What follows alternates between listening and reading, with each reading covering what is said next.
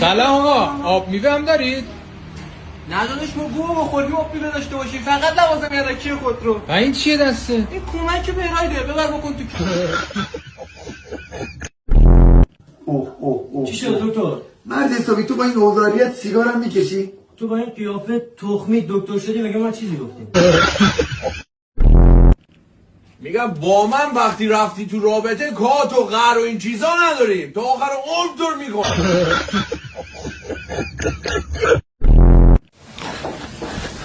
من 2 چرخه میخوام.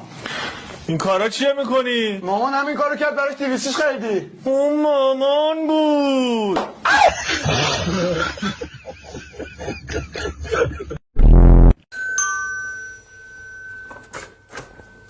سلام خسته نباشی. مرسی ممنون. ببین برات چی گرفتم.